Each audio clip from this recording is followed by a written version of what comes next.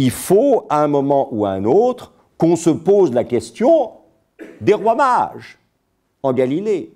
Et le premier des rois mages, à tout seigneur, tout honneur, c'est bien sûr le patriarche Joseph, l'équivalent orthodoxe du pape, même si, vous le savez, évidemment, la collégialité épiscopale est beaucoup plus importante dans l'Église orthodoxe qu'elle n'est importante dans l'Église romaine. C'est aussi un des points de divergence essentiels entre la théologie ecclésiale orthodoxe et la théologie ecclésiale romaine.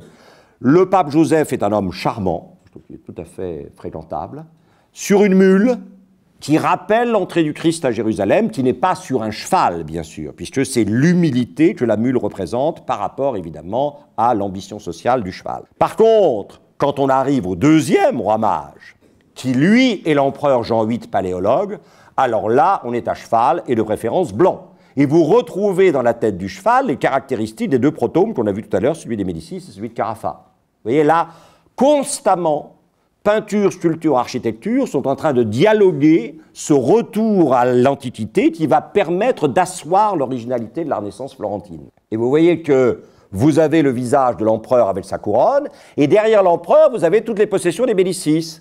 C'est-à-dire, il est chez nous, c'est notre copain. Sur les tables, sur les bureaux d'un certain nombre de grands dirigeants d'entreprise, vous trouvez des photos qui ne sont jamais là par hasard, surtout quand il y a des poignées de main. Et alors, le troisième roi mage, le pape, normal, puisqu'il s'agit de réunir les deux églises, celle qui est à l'est, l'église orthodoxe, et celle qui est à l'ouest, pour sauver celle de l'est.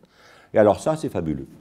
Comme de Médicis a dit, alors ça, sûrement pas le pape. Le seul qui puisse apparaître en troisième roi mage, c'est mon petit-fils, Laurent. Et évidemment, là, on change de monde. Qu'un banquier puisse jouer le rôle du troisième roi mage, et pas le pape, alors que le premier et le deuxième sont joués par, d'un côté, le patriarche de Constantinople et de l'autre, l'empereur, là, effectivement, il y a un énorme problème.